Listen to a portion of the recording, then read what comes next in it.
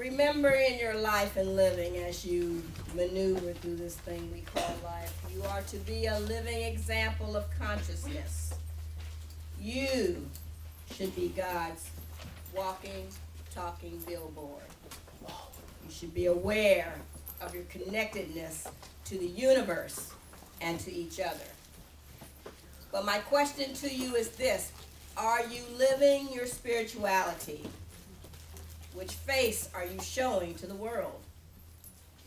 It's become apparent to me our world collectively has gotten itself in a mess because we've been too busy thinking of ourselves economically, emotionally, and spiritually. The universe is trying to move us in a new direction. And it's no accident that two words that really play over and over again as a metaphysician are hope and change. 2012 is nipping at our heels, people. It's nipping at our heels.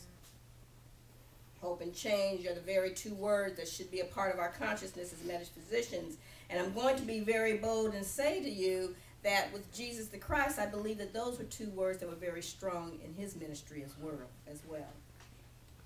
The Bible has cited many times that Jesus looked out amongst the masses and was moved. He was moved through his unconditional love for his brothers and sisters. He wanted to help them. He had hope for his brothers and sisters, and the change that he wanted for them was not about him changing them. It was about them changing themselves through an upliftment of their consciousness. He wanted to give them hope and a catalyst for a change because he loved them. So what does that have to do with you in today's time? Well, everything. 2012 is about an upliftment of consciousness of humanity on a whole. That's what 2012 is about. Yeah. It's no mystery. Very cut and dry. It's about an upliftment of the consciousness of humanity on a whole. In other words, you get right within or you get left behind. That's it. That's the bottom line. When you think about love or being loving, what comes into your mind? What is the true meaning of love for you? Does it encompass thinking outside of yourself?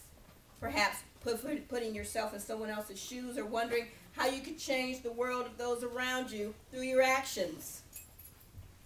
Have you ever stopped to ask yourself, what is it that God expects of me? That should be the number one question in your mind. What is it that God expects of me? What is it that I need to be doing? Many of the answers lies within the pages of the New Testament.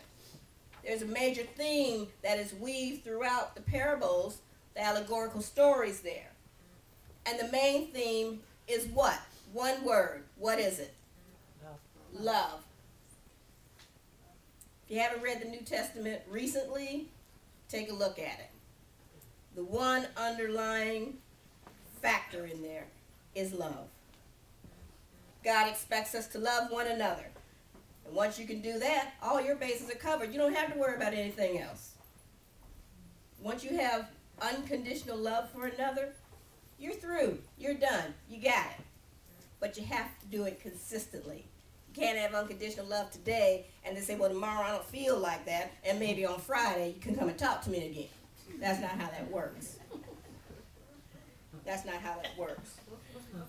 Perfect example of unconditional love was our big brother, Jesus the Christ. Now, I've told you this story before, but again, it came to me as I was writing this, the story of Queen Mot.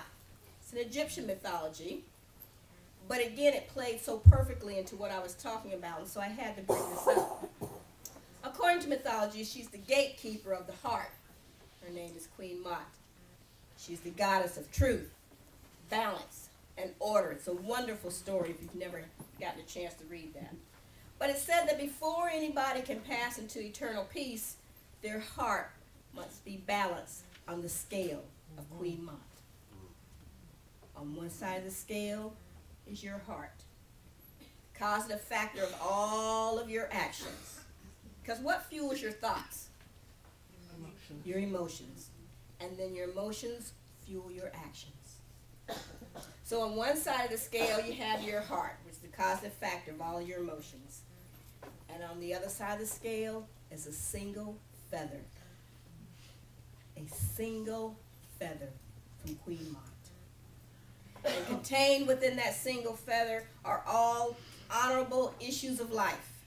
Truth, honor, justice, harmony, love, and compassion.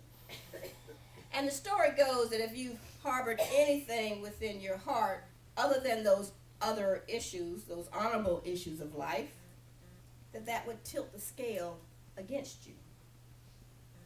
Your heart had to be as light as the feather of Queen Mott, or you would not be granted eternal peace. Now, as metaphysicians, that means that you keep coming back until you get it right. That's how you reinterpret that for today's time. Keep coming back until you get it right. So, how does that apply to you? Well, you have to have a change in consciousness so that when we know how to love, when we truly love, we seek and we speak truth. And then we can deal justly with honesty, honor, and compassion. Not just in some situations, in all situations. We'll seek no quarrel with our fellow beings because there won't be anybody to quarrel with. There won't be anything to quarrel about. We'll lead harmonious lives. That's a biggie for us. We want to have, you ask anybody, what do you want in your life? I just want a little bit of peace. Nobody says, I want strife and chaos in my life. Nobody says that. Well, we might have a few people that say that, but for the most part, we don't say that.